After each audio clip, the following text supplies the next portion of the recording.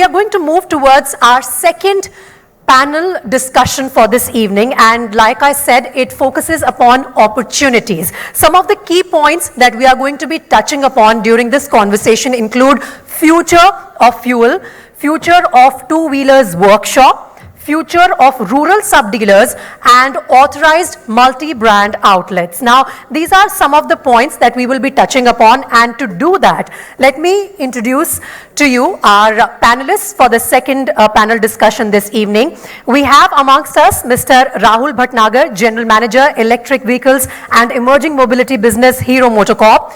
We would also have Dr. Yogesh Bhatia, MD and CEO, LML Electric. Mr. Farhaan Shabbir, who is the head of EV manufacturing Bounce, Mr. Mukesh Sharma, dealer principal, Global Trade Park in Delhi, and Ms. Alisha Sachdev, assistant editor, LiveMint, who will also be moderating this session for our audience here. As we really arrange this sitting arrangement for them, I'm going to tell you a little bit more about the profile of our speakers. To begin with, Mr. Rahul Bhatnagar, who is General Manager of Electric Vehicles and Emerging Mobility Business, Hero MotoCorp, is an industry veteran by all means, with over 24 years of experience with the automotive industry across diverse areas, which include marketing, sales, customer experience, product planning, strategic partnerships and alliances, and innovation management. And of course, giving company to Mr. Bhatnagar on the stage would be Dr. Yogesh Bhatia, who's MD and CEO of LML Electric. He, of course, brings with him another vast experience on the stage to discuss the opportunities that lie ahead. He has excelled across varied industries and categories. He has impeccable ability to spot and convert macro trends into measurable and meaningful businesses. He also pioneered the mobile handset category much ahead of the early adoption in India, and definitely the right man to really talk about now the electric mobility as well that we are all looking ahead to. If I talk about our third panelist, for this session, Mr. Farhaan Shabbir, who is the head of EV manufacturing Bounce. He's persuasive and influential C-level professional with more than 25 years of achievements in his field, accomplished product development, supply-based design, procurement and operations executive with over 2 decades of qualitative experience and exceptional communication and leadership skills. With that, I'm going to request all of you to please come up on stage and take your seats here as we start our second panel discussion. Ms. Alisha Sachdev, if you can also please come up on stage, and you will be shortly joined by the other panelists here on the dais. Requesting you all to please join us here. Ms. Alisha Sachdev would be moderating this session, and I would request her to now take it forward. Alisha, over to you.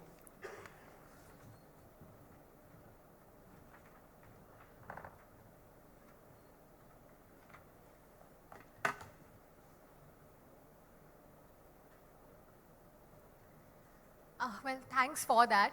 We've had a lot of time to actually chat backstage, and since the challenges aspect of this conversation has already happened, we'll try and focus, our discussion at least a little bit more on the opportunities, but of course, challenges will inevitably creep in this conversation as well. But I've been reminded that I need to keep this discussion focused on dealers, and so that will be my effort. So without losing really any more time really, let me begin with you, Mukesh. You're representing the dealer fraternity on this panel. Yeah, good evening to all. Good evening, everybody. I think it's not too late to say good evening back, right? Great. So it was the Honorable Minister who said very nicely that we have to make a green cult, and green is the future for all of us. And when we talk about, say, green, I see a lot of opportunities for all of us as dealers. And जब opportunities आती हैं तो dealers are, I think we are all very highly excited that what's there in store for us. We are seeing a push from the government on electric vehicles, flexi fuels, a lot of things happening. I still recall the days of late 80s when there was a time of Hero Honda getting 4 strokes, and that changed the entire paradigm of that changed the landscape of mobility actually in India. So we were young those days, now we are in our 40s, late 40s. So, but I'm lucky to be part of this thing, and I must say that that was a change of technology, but two-wheeler, two-stroke to four strokes. But now what we are witnessing is a change from two-stroke, not four-stroke, but technology change from the gasoline, IC engines to battery-driven vehicles, and also the change of the fuel. So a big change is in store. I'm sure, like as we read a lot of papers, next 4 or 5 years, we would be having a penetration of 15% of EV vehicles in two-wheelers. And that's a big change. So the pressing question that we would have, Alisha, would be that, is it getting too fast for us? Is it the right time for dealers to invest into the EV business? What kind of, allied lines that we have today, which can help us out as businessmen? So these are the things, and maybe from this we can start. Sure, and I think that's precisely it really, whether it's from a customer point of view or even from dealers. There is an element of FOMO when it comes to two-wheelers. It does look like, and for a fact the market is hot right now. There is demand in two-wheelers, but there are also concerns with respect to whether the products in the market are fully baked at the moment, or are we at the right time to sort of venture into this? Have the business models also evolved enough to make dealerships in electric two-wheelers viable? So with those questions in mind, Rahul, let me quickly come to you. As a large, OEM, the largest in fact in our country, with two-wheelers, you're leading the emerging mobility space. How do you think of, how EVs and two-wheelers are coming up from a business model point of view as well? Is there enough work being done there to ensure that dealers will remain viable? And how should dealers really think about it? Okay, good evening, everyone. I'll take a minute to first congratulate FADA for having this conclave. I think it's a wonderful forum that brings the key partners together. And I think this conversation that I'm having since afternoon is amazing. There's a lot of learning and takeaway. And personally like to thank that giving the opportunity for being here. And I think we should continue this dialogue either way. Now coming back to Alisha, your question, I think as a large corporate, we have a responsibility to not let go the first principles, whether it's IC or whether it's EV or whether it's any technology. I think the customer is the end of the value chain, and I think the customer confidence, the trust in the new technology will make or break any story, irrespective of whatever. We have seen over the decades how our products have fared in the hands of the customer, and that is what made us, our partners, our brand, the whole credibility in this whole technology thing. I think EV is no different. I think if we have to treat any new technology, I think we'll have to first look at what are the key benefits, how the technology has to prove itself before it lands in the hands of the customer. I think this rush and enthusiasm, I think it's very good, but I think it's also pushing us something in kind of an unwanted, unreasonable kind of terrain to bring our products to the market soon, and kind of giving up some of the key areas that we should not have overlooked, and some of the mishaps can be attributed to that. Now coming to the ecosystem, I think EVs are different. Mukesh already said that. I think the question that Mukesh is asking is about what we should be doing as partners, as dealer community. Should we be just latching on to whatever is available? But I think as OEs, we are looking at a different approach. It's not just putting a product in the market, and it should go like that in the hands of the customer. It is also about building the requisite ecosystem, which means you have the charging infrastructure, you have the right servicing capabilities, you have the right skill sets in the market. I think there are numerous things in this equation that needs to be solved.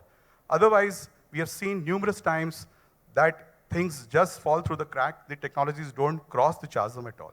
And I think as Sudesh already pointed out in his keynote, there are multiple facets that we are looking at, right from the smart connectivity of the product, the electrified powertrains, the right servicing model, which has to convert itself into a value for customer and also for the partners. It cannot be just that we create a like-to-like equation with IC. There will be new opportunities. There will be a lot of data-driven business models, new revenue streams. I think that is where I think a lot of detailing has to happen. And as corporates, as a lot of experience with the teams, I think we are working on that. So rest assured, I think we'll bring a more solution-focused approach and not just product-driven approach. I think that's where I will lead the final message. Interesting. So Farhaan, let me come to you now. We just heard from the incumbent, right? As a new OEM, right? As one of the players in the market who are going at sort of introducing product and solutions, even like battery swapping, in the country. How do you think about this? I mean, while of course, a rush to market is perhaps not the best thing, but a little sense of urgency that you want to do it, in as little time as possible, of course, without compromising quality, that would also, determine who gets to ultimately, walk away with the market, right? Because there are many players in this ecosystem trying to do this. So how do you think about this? Also from a business model, again, point of view, right? You're trying out a mix of D2C, direct to consumer, and dealerships as well, so that, you don't have the hang-ups, if I may, of, OEMs, who haven't done this, who have been doing this before. You're doing this for the first time, you can rewrite the rules. So how do you respond to that? So, good evening, everyone. So, let me come back with the first question is like on a business model side. What I feel is whatever the IC business is being handled and the way dealer viability and dealer business is there, and in case of EV, the things will be changed in a big way. It's not, there might be some, service revenue will get down, but I think there are multiple opportunities and revenues stream will come out. Like because this is a tech-enabled product, you are able to easily finance the product. The insurance system will be very, very easy. Coming, like the minister was talking about two important points when he was addressing it, that one of the point he was talking about the cost. And if you are able to bring the battery as a service, and the cost is going to be very different. And second thing, he was talking about the range. And that also will come out when you are coming with the swapping system, that one is you are reducing the cost, upfront cost. Second is you are able to, there's no restriction on the range as well. If you are able to provide the ecosystem around and swapping station around. And for the dealers actually, if you look at the business model, for the small kirana store, like the dealer can put a lot of swapping stations in and around their, their dealership. And some of the small kirana shop can also keep some of the batteries where we can, can provide the doorstep battery even, or some of the, in congested market, you can get that battery as a swapping from the kirana stores. So there will be different revenue stream will come out, and there's a huge potential and opportunities for the dealers or everybody in this ecosystem in case of EV adoption. As far as the second question was, the rush around introducing the product and all, but for sure, whether it's EV or IC, the product is product. It is going to run on the wheel. So for sure that you have to go through the complete validation process, testing process, and you have to ensure that the product is introducing on the road that should be safe enough, can give the performance and the trust you need to build with the customer. You can't just simply say that it's EV. Whether it's IC or EV, it's a two-wheeler product actually. It has to go through the proper product process development, and then only you can introduce it. As far as the rush or urgency, the startups are agile. This is what I feel it.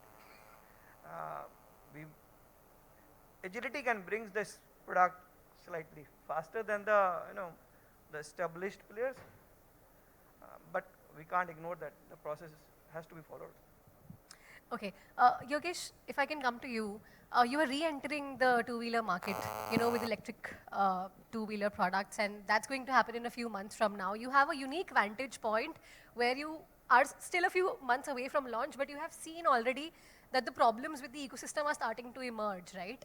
How do you view, your upcoming product launch, your business strategy with respect to these realities now, and what sort of a dealership model or a sales model, will you be looking at? Now, there's some feedback in the market about how D2C and dealerships are both working.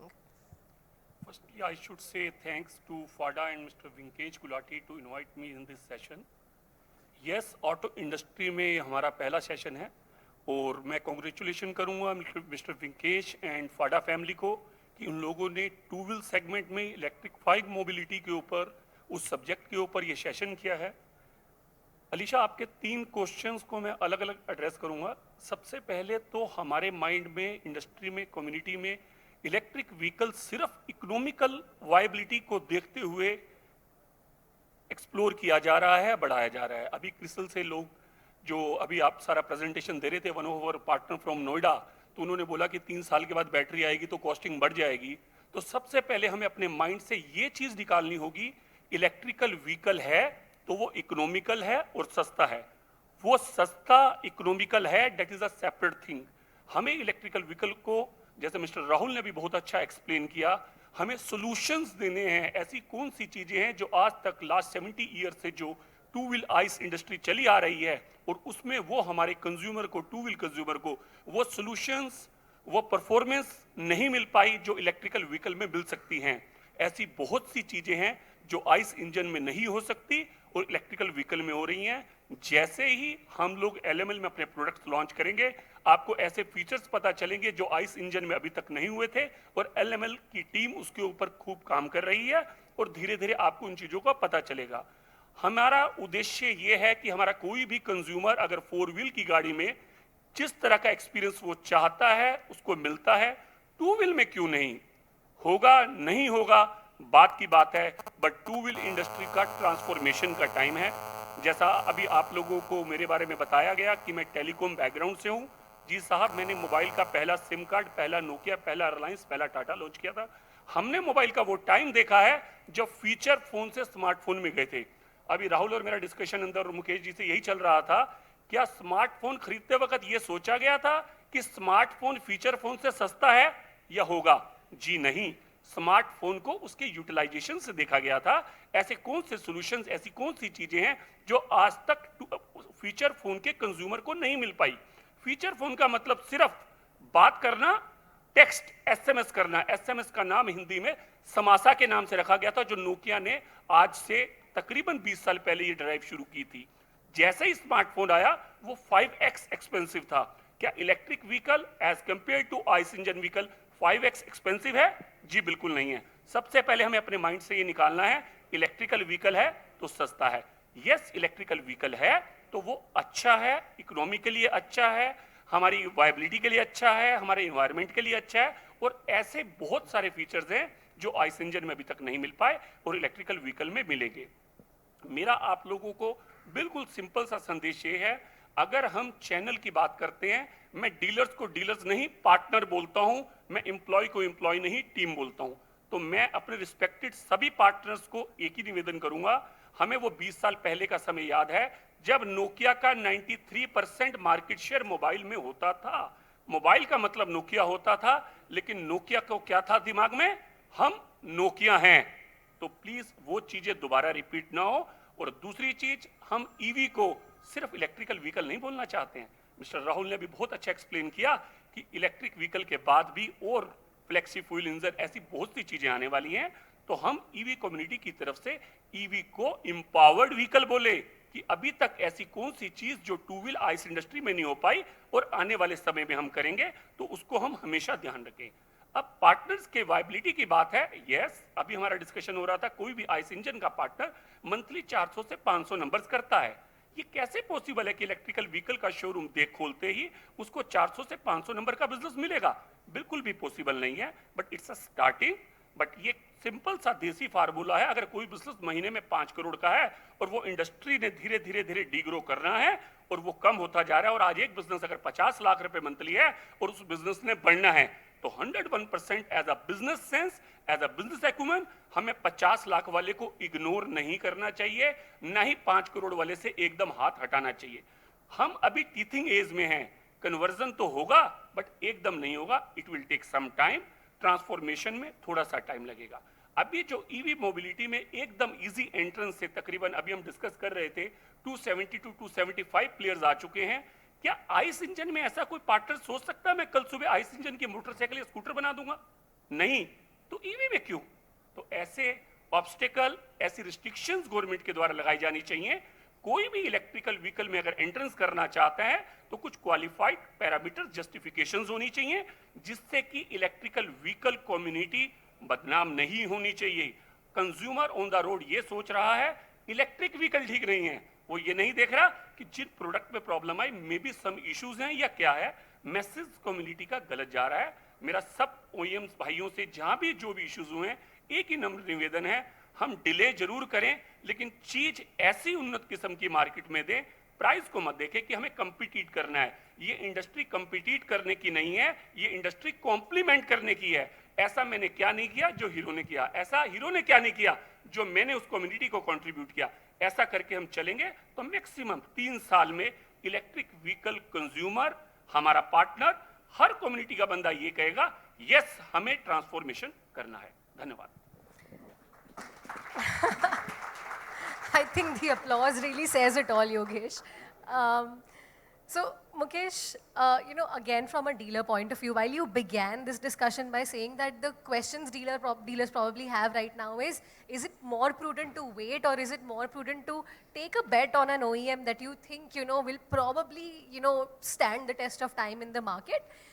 Yeah, But I think, from where from where you see this, right? And the customer perhaps does not really care as much, for the multiplicity of technologies as they care for, am I getting an economical solution? Am I going to, get, good service in the long run? Are these concerns, sort of more on, your list of priorities when you think, as a prospective EV dealer? Alisha, when I think about, say, next 10 years from now, I see that eventually we would be having major chunk of the EV vehicles on road. But if we divide these 10 years into, say, a span of 2 to 3 years, we would love to know what's the right time. Are we catalyzing it too fast? The recent instances of the vehicles getting fires, safety being compromised, recalls happening, I think there is a big trust deficit. So, as a dealer, we want to know, whether these two things, IC and EV or flexi fuel, they need to coexist for how many more years? 2 years, 3 years? And also on the EV front, I'm not sure what kind of, policies the government have to dispose of the batteries. We talk about the green thing, happening around us. We have to be carbon neutral, of course, yes. But there is no policy, as far as I understand, on disposing of these batteries. So that's again going to impact the ecosystem.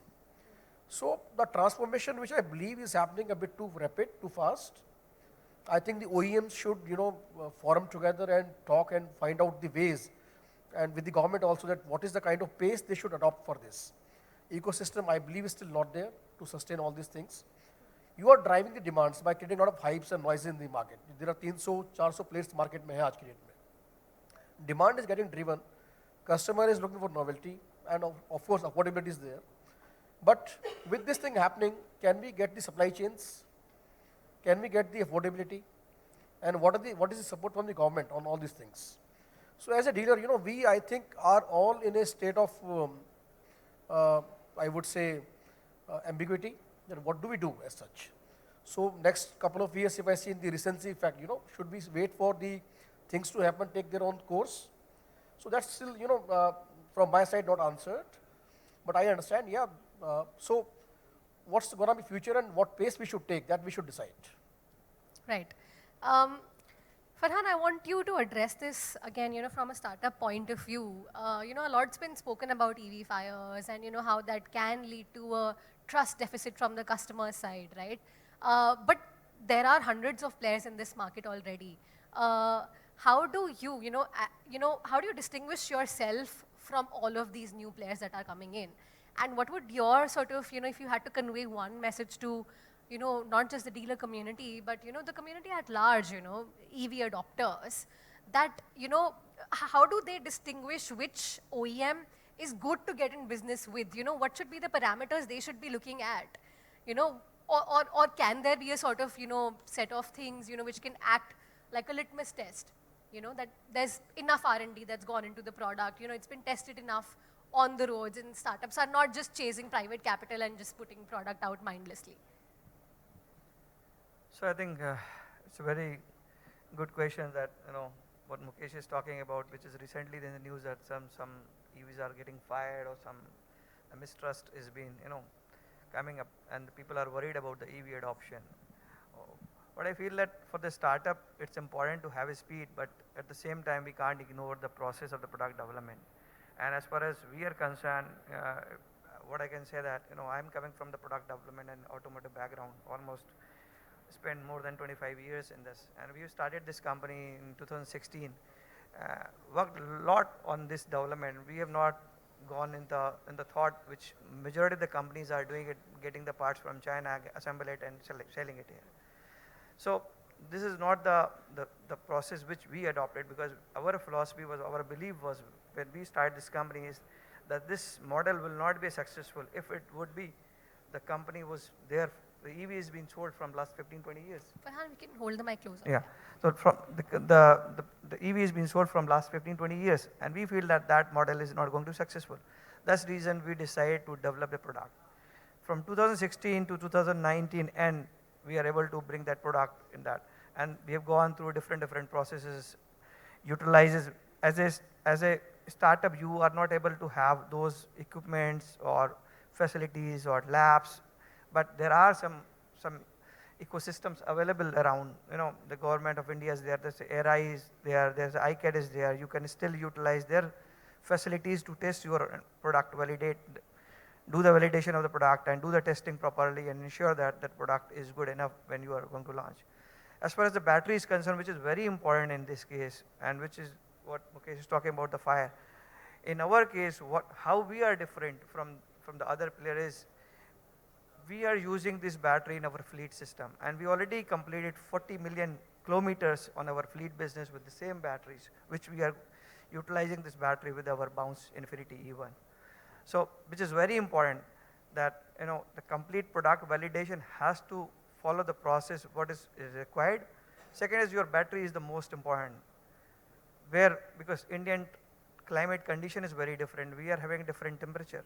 So until unless we test the product on road, will not be a good point that we can just simply have a rush and put the product on the road. It's not a good idea, because we are putting customer on a risk. Yep. I would not recommend that. Right. I mean, that should clearly be, the thought, I believe, with all manufacturers. You can't just test a product under lab conditions and sell it to customers.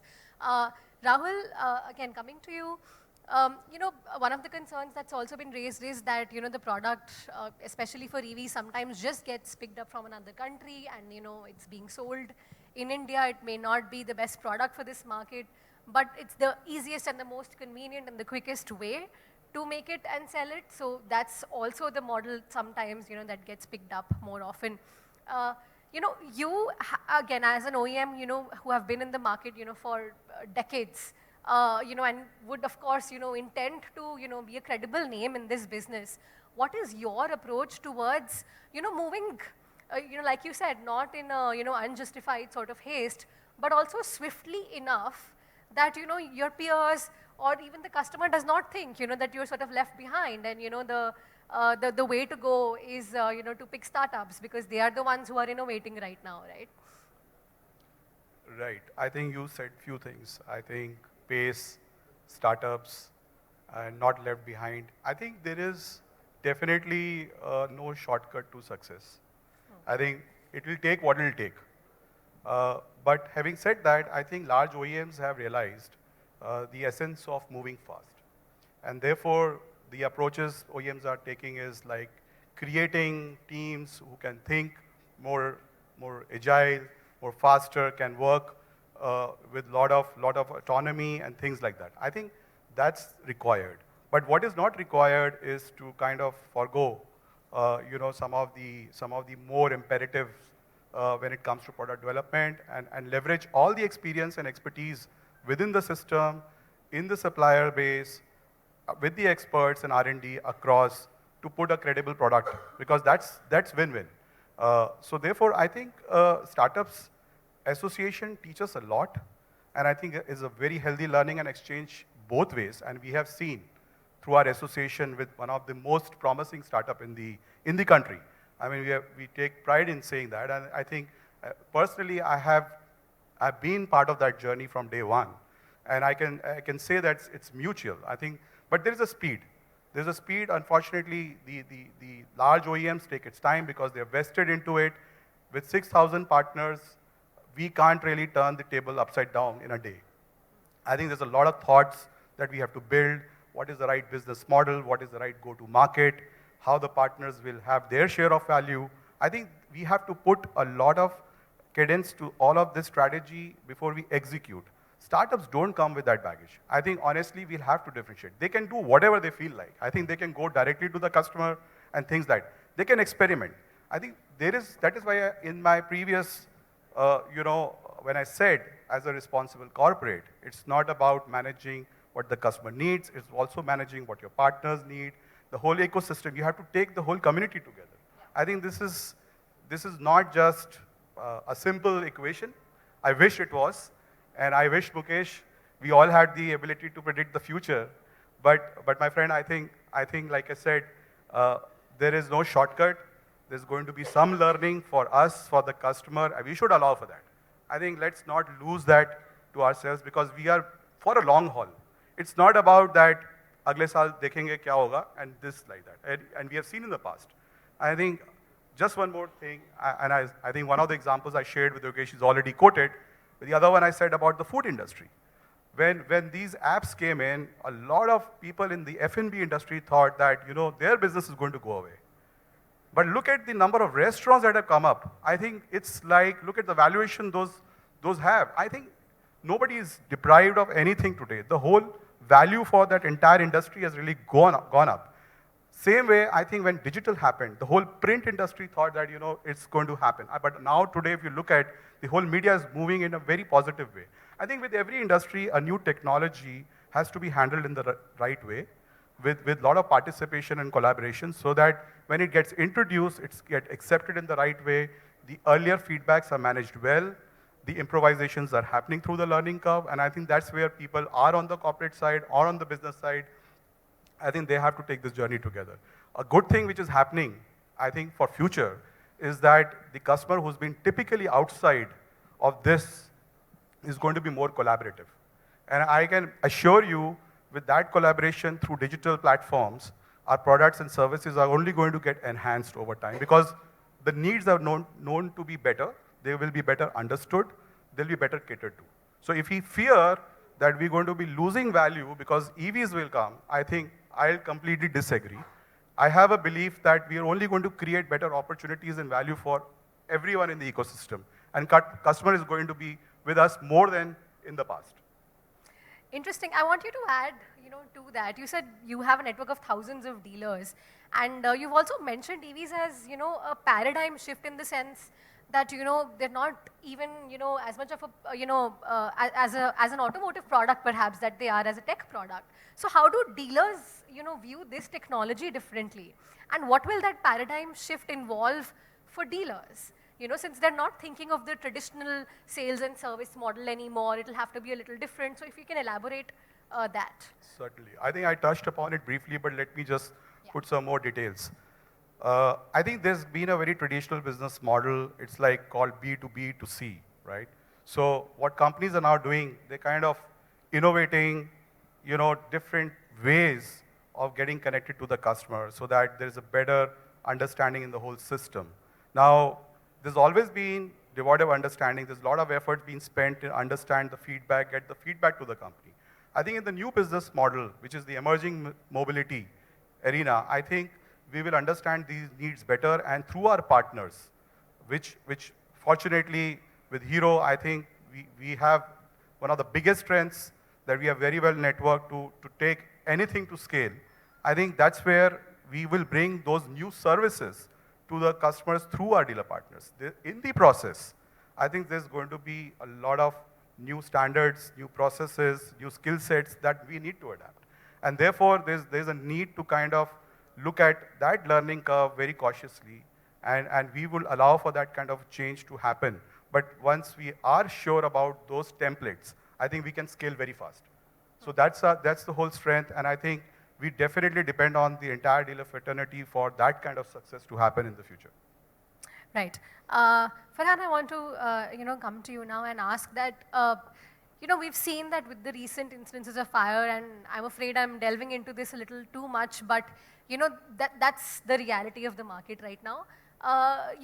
Recalls, for instance, have been ordered now, but there are companies which, have gone entirely the D2C way. They do not have dealers, or let's say the service has been outsourced to contractors.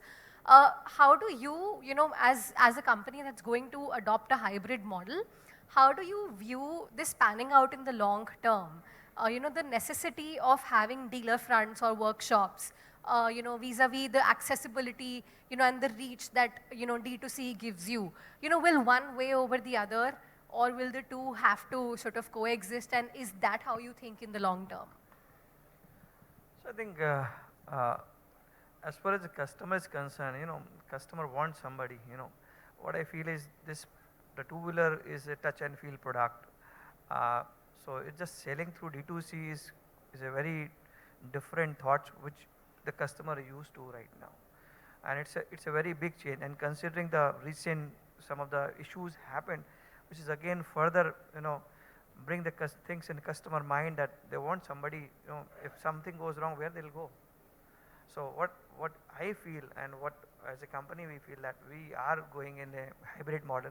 It's not a hybrid model, you can say that, we are going a dealership distribution model, but we can't go in immediately the pan-India thing, We are coming up with 10 cities initially, but we are working that at least if some customer wants from other places where we do not have the dealer, we should be able to deliver the product. So we might deliver that directly that product, or through the dealership, that we can work out some territory kind of thing. Through that territory of the dealer can be utilized so that they can deliver that product to the customer.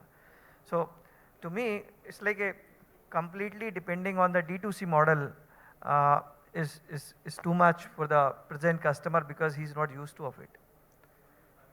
Right. Fair enough. So I think we should move towards closing comments. We just have a few minutes, before, we must proceed wrapping up the panel. So Mukesh, let's start with you. This was a panel meant to discuss opportunities really. You have problematized a lot of things, in terms of, should we wait and watch, or, what are the challenges, we might encounter, and, how some of those can be addressed, and we, went into that briefly. But what do you think the opportunities are, given that the initial capital requirements for dealers, I believe, are also much lower, right, for EV dealerships? So do you see a newer set of people, coming into this market, and is that an opportunity then, or a good time, to get into the sort of automotive sales business? No, I believe that, we are moving into a very wonderful world. First of all, we are going to be, doing good to the society by getting something which is greener for the societies. We can leave a better air for the generations to come. In terms of, it is difficult to say that what kind of shape we get, finally from this, what landscape will be created. So very difficult to say, but what I see, the opportunities are huge and immense, because there are a lot of, allied lines which will be there, like there would be mobile apps, there would be onboard diagnostics, there would be battery swapping things happening, there would be charging stations. So as dealers, we see a abundance of opportunities around. So IC engine was just, basically we used to have the showrooms and the workshops.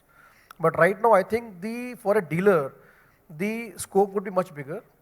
So not only showrooms, they can be having workshops, of course, yes, but other allied things like the mobile applications, delivering batteries at the home, at houses, at offices, having the swapping systems, so you can be part of the whole revolution as such. Right. So I see there is a lot of opportunity as such for dealers to explore, and they can pick and choose, how they want to associate themselves, wherever they see a promise, and wisely they can choose. So I see it's going to be a really great thing for us to happen. Great. Yogesh, you already described, this transition as a sort of a generational opportunity, comparing it to feature phones and how we went to smartphones. What do you think the opportunities are?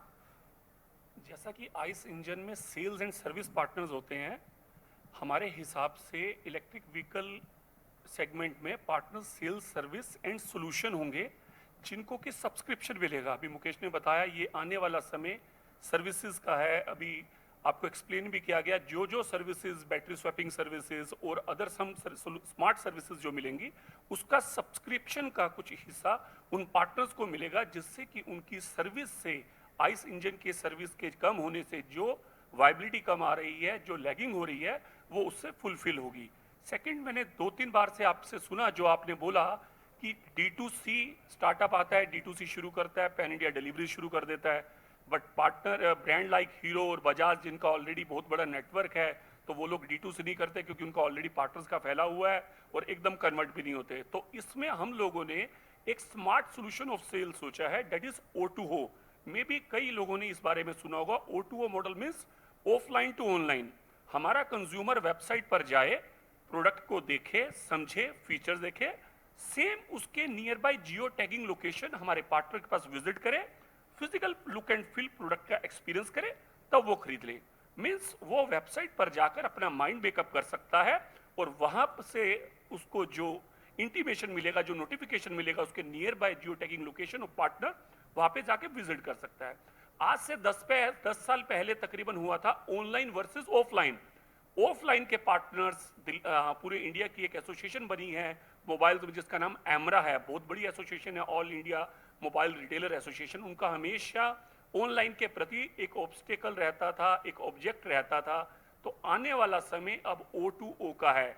जैसे ही 2, 3, 4 corona काल, 3 corona काल बीत चुके हैं, आपने देखा कि digital का समय बढ़ रहा है और डिजिटल का समय को रोक कोई भी नहीं पाएगा, ये और स्पीड से बढ़ना है। तो क्यों ना इसको भी कॉम्प्लीमेंट किया जाए, ऑफलाइन बिजनेस में ऑनलाइन को और ऑनलाइन बिजनेस में ऑफलाइन को। जैसा मैंने आपको बताया कि कंज्यूमर वेबसाइट पर जाए, प्रोडक्ट के फीचर्स देखे, सब कुछ देखे, अब वो कहता है मैं शोरूम पर जाऊं, near Jio by T communication से वो शोरूम पर गया, उसने प्रोडक्ट का एक्सपीरियंस किया, उसके बाद वो अपना मन बना सकता है कि उसने खरीदना है या नहीं खरीदना। तो it's a mix model of D2C and offline. Right. Thank you, Yogesh. Farhaan, all said and done, it is actually startups, like yourselves who are behind the sort of momentum we are seeing for electric two-wheelers, right? The last 2 years, the kind of transition that has happened has mainly been led by, launches by new startups. What would you say, or, if you can briefly outline the opportunities, that you look at in the ecosystem, whether it's from a dealer point of view, or from a startup point of view? I think there's unlimited opportunities in EV segment if you look at, and it is for everyone actually. It is for the entire ecosystem, be it a dealer, be it a OEM, whether it's a supplier, a partner, or service provider. There's a immense opportunities are there for everyone. Like if you talk about what Shar is talking about, the D2C or digital thing, still there are a lot of customers are comfortable in booking the vehicle through website, which we have seen it. There are plenty of customers who have paid the full amount, which even we have not delivered a single vehicle, and they've just gone to website, they've gone through the details of the product, and they're comfortable in paying full amount. So there are the changes are coming, and customer is comfortable in going to website and booking and paying, but still, I think majority of the customer still wants to go to a dealer and just touch and feel the things. They want test rides, all those things. So I think for entire ecosystem, this EV is bringing a lot of opportunity. I just told that earlier as well, because we are having a lot of control. It's a tech-enabled product. It is not like the previous product, what is there. It is tech-enabled product. A lot of controls are there. Dealers can do the financing. It's very easy. The insurance can be done in a very different way. The costing will be very different. So everybody in the ecosystem will be able to have a lot of opportunities and have a different revenues. Great. Rahul, last word to you. Opportunities, for dealers, and you have many of them. I think I'll say that while there are so many questions crossing mind for all of us, imagine what customer will be going through when you say that, do you want to buy an EV? I think we need to treat that. So therefore, as an OE, what we are doing is we are curating a customer journey, which is very different from a typical IC customer journey. Because we believe there is a lot of need for education, awareness, and assurance. I think these are the three things. You can't make any RTB reason to believe for any customers to get into the category. It's literally not a debate, and I completely agree with my co-panelists. It's not about competition right now. it's about co-creation. It's about collaboration because we are creating a new category. Let's not forget that. There's an opportunity for everyone. There's a role and responsibility for everyone in the ecosystem. Nobody is left behind. I think we just need to handle the customer journey in a right way. And I've seen this happening. I think there are certain new players on the block who have seen the success because they've handled it well. I think there's a lot of credibility to the brand and the product because they're contributing to the category. I think we need to be on that side. So therefore, I think we'll bring a right template to the market where we will provide a lot of opportunities. The digital platform is going to create new services. I think those are the services that will delight the customers. It could be swapping, it could be charging, it could be data-driven telematics, it could be onboard or remote diagnostics. At some point in time, there'll be predictive diagnostics and maintenance. I think like we have all lapped from our Nokia days to smartphone days, and there is no price comparison. So if somebody believes that the inflection point is only when it becomes comparable to IC, I don't think so. I think as country, as customers, as markets, we are all willing to pay, but until we see a value. I think that value equation is yet to be determined. It's there in our minds. It's only going to be manifested when we bring the right models to test to the markets. And with the feedback, I think those need to improvise. And therefore, I think we have done numerous times over. We feel very confident that we'll do it again. And personally, I'm very excited to be part of the EV side, having spent 2 decades with IC, and I see a lot of promising kind of future for myself and everybody who's associated. So I think that's a fantastic note to end on, and I think despite the multiplicity of views here, we've done justice to the theme of the panel, which is opportunities. I think there are plenty and more. So thank you so much, gentlemen, for this discussion today. Thank you so much. Thank you, Alisha. Thank you, everyone. Thank you so much. Thank you so much, Alisha, and the other panelists for this fantastic discussion. And I think the theme was properly given justice to. It's not the time to compete, it's the time to collaborate. And all of you, I'm sure, are richer with this conversation that we just finished here. Can I please invite on stage Mr. Prateek Jain to felicitate Mr. Rahul Bhatnagar here. Please extend our token of appreciation to our panelists. And it's getting a little cold in the hall, and please keep the warmth of your applause coming. We have a few more minutes with each other before we break for the night.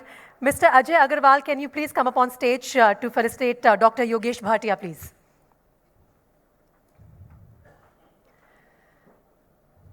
Mr. Ajay Agarwal, felicitating Dr. Yogesh Bhatia. And I think Dr. Yogesh Bhatia was fantastic as a panelist. Your applause during the discussion was a testimony to that. Please keep it coming. We then also have Mr. Parvesh Sharma. Can I please request you, sir, to come up on stage? Okay, I think he will be felicitating Mr. Farhaan Shabbir. Mr. Weber, I'm told, is coming up on stage. And Mr. Hitesh Kanal to felicitate our moderator for this session, Ms. Alisha Sachdev.